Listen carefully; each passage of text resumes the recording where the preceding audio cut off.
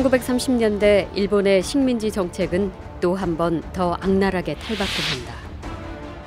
중일전쟁 이후 일본은 국가 총동원법을 공포하여 조선을 대륙 침략의 도구로 삼았고 내선 일체, 황국 시민화를 통해 대대적인 민족 말살 정책을 펼친다.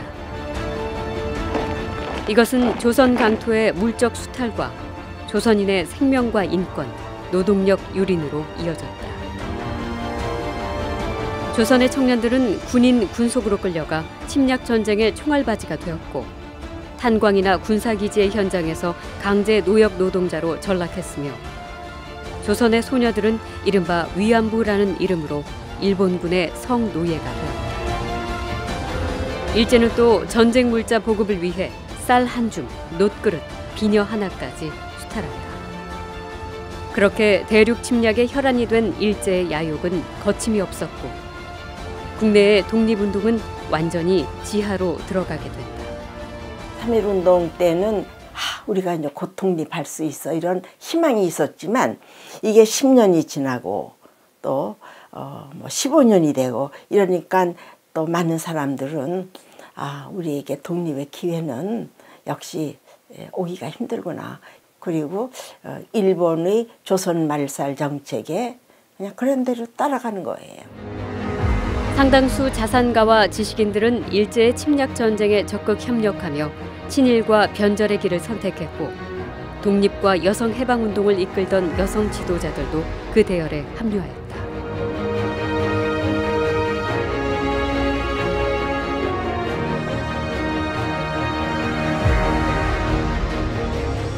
그러나 변절의 소용돌이 속에서도 독립을 위한 한계를 걸었던 사람, 김마리아. 흔들림 없던 그녀의 신념, 희망은 무엇이었을까?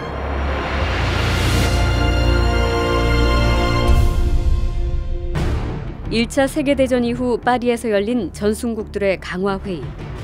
이곳에서 미국 대통령 윌슨은 한 민족이 그들 국가의 독립 문제를 스스로 결정짓게 하자는 민족 자결주의 원칙을 선언한다. 이에 동경의 조선 유학생들은 민족 자결주의에 입각해 28 독립선언서를 작성하고 동경 한복판에서 만세 시위를 벌였다. 그 중심에 있던 여학생 김마리아. 조선인이라는 차별 속에서도 한복만을 고집했던 그녀가 기모노를 입게 된 이유는 무엇이었을까? 그것은 28 독립선언서를 몸에 감추고 국내로 잠입하여 독립의 정당성을 알리기 위함이었다. 올 때 첫 번째는 28 독립선언을 알리는 거, 세계 정세를 알리는 거. 그다음 두 번째 이분이 목적하고 온 거는 이번 거적적인 운동에는 부녀들이 반드시 참여를 하게 해야 된다.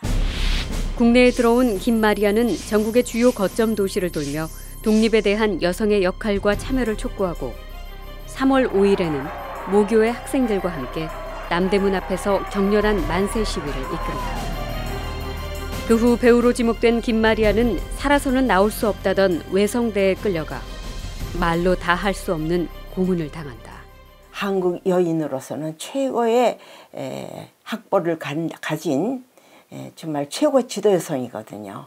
그래서 이런 이만한 작대기를 가지고 머리를 계속해서 이렇게 친대요.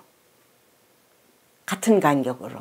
그러면서 야, 이년아, 네가 머리가 좋으면 얼마나 좋은가 보자. 뭐 이렇게 욕을 해가면서 머리를 쳤다고 그래요. 그래서 그 머리를 맞아가지고서는 이제 귀 고막이 터지고 그리고 메스터의 병에 걸렸고 그게 평생을 이 김마리아 선생을 괴롭게 했었습니다. 서대문 여형무소. 1.5평 남짓의 악명 높은 5번 방의 수감자가 된 김마리아. 그곳에서도 굽힐 줄 몰랐던 그녀의 기계는 세간의 화제가 되었다.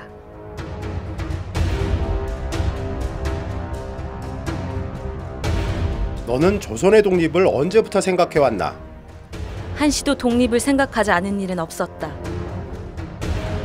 어째서 독립이 필요하다고 생각하는가? 나는 조선인이다. 조선인이 조선의 독립을 바라는 것은 당연하다. 한일 합방과 일본의 정책을 어떻게 생각하는가? 일본이 조선을 통치하는 것은 그야말로 정의와 인도에 반하는 것이다.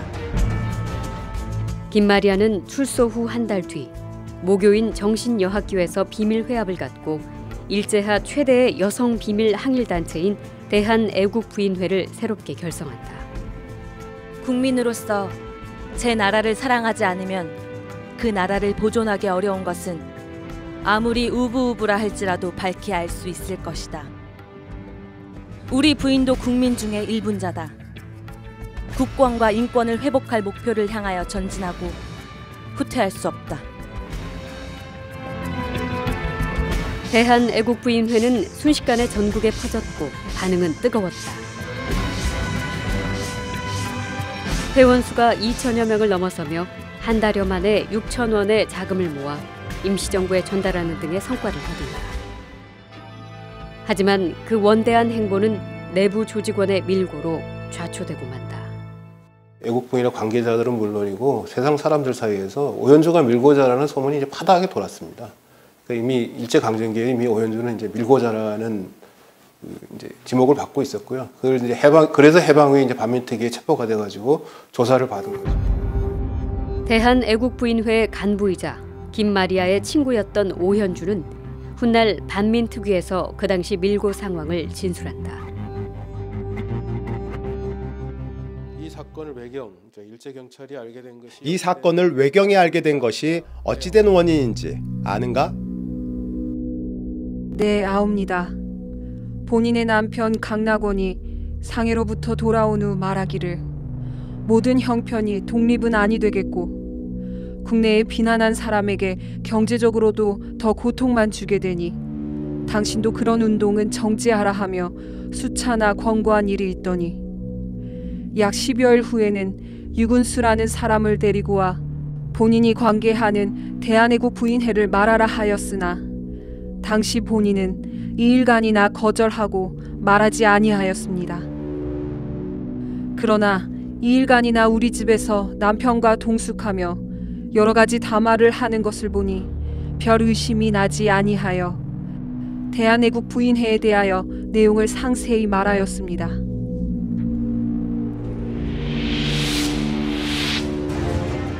이로 인해 대대적인 검거가 실시돼 전국의 관련자 52명이 일제히 체포 연행됐고 김마리아를 비롯한 9명의 핵심 간부는 대구 감옥에 송치, 신문을 받게 된다. 특히 김마리아는 취조 중에 끔찍한 고문으로 거의 죽음에 가까운 상태에 이르게 된다. 일제의 고문은 그렇게 육체를 파괴하였으나 그녀의 정신만큼은 끝내 굴복시키지 못했다. 일본 검사가 이제 한 말이죠. 내가 당신을 보니까 당신은 일본의 국호를 쓰지 않고 일본의 무슨 뭐 소화 몇 년 뭐 이런 걸 쓰지 않고 서력 1900 몇 년 이런 걸 쓰는 걸 보니까 너는 정말 악독하다.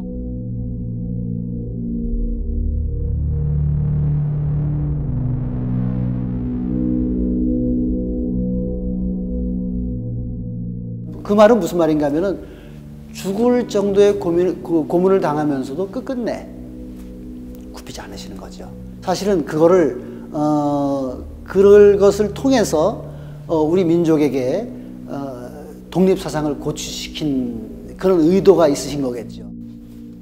김마리아가 견뎌낸 고문은 상상할 수 없는 악형이었다. 예, 정상은 이제 이게 똑같이 돼야 되는데 이제 고문 당하셔갖고 한쪽이 없으시대요. 인두로 한쪽 가슴을 지지는 성고문까지 가해진 것이다. 그 옛날에 그 일을 상영하려면 놈을부터 만져 나와. 그 예단을 못하는 시절인데 아유, 아프기도 선생님이 많이 아팠고. 끝내 3년 징역을 선고받은 김마리아는 모진 고문의 후유증으로 병보석을 받았고 대한민국 임시정부의 도움으로 중국 상해로 탈주한다. 몇 번의 혼절을 거듭하며 한 달여 만에 상해에 도착한 그녀는 여성으로서는 최초로 백범 김구 선생과 함께 황해도 대의원으로 선출돼 대한민국 임시정부에서 활동한다. 당시 김마리아를 높게 평가했던 안창호는 중매를 설 만큼 그녀를 아꼈다. 김마리아가 저렇게 몸이 아파서 고문으로 인한 병이니 남편이 있으면 좀 돌봐줄 것이 아니냐. 그래서 중매를 했는데 김마리아 선생이 거절을 하신 거죠. 사실 김마리아 선생으로서는 그렇게 독립운동하던 몸이요. 또 독립운동을 하다가 상한 몸이거든요. 상한 몸을 가지고 자기를 의지하려고 결혼을 한다는 거는 아마 용납되지 않았을 것으로 생각이 듭니다. 미주로 간 뒤에도 많은 사람들이 김마리아 선생을 흠모했어요.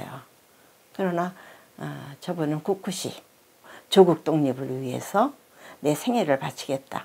이런 생각을 가지고 결혼을 안 했습니다.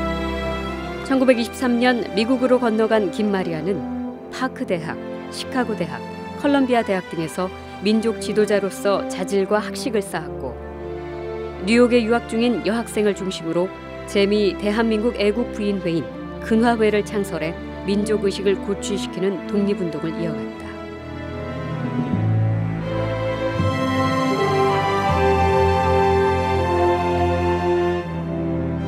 (1933년) 마침내 10여 년의 긴 망명 생활을 마치고 귀국한 김마리아는 원산의 마르다 윌슨 신학교에 부임해 신학을 가르치며 끝까지 일제 식민지 정책에 항거하며 항일 운동을 이어나갔다.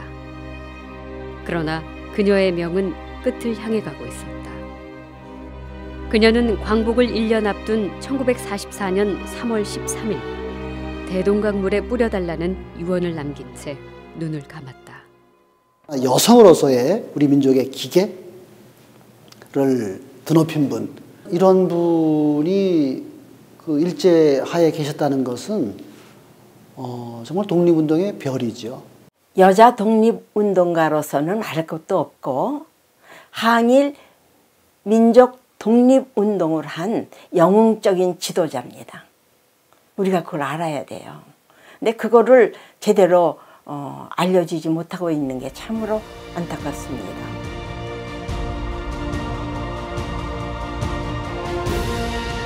그녀가 남긴 유품은 낡고 초라한 수저 한 벌, 그리고 그녀의 처절한 삶을 보여주는 상처뿐인 저고리. 그러나 그녀가 우리에게 물려준 위대한 유산은 조국 독립을 위한 굽힘없는 한 길, 신념을 가진 자의 강인한 삶일 것이다.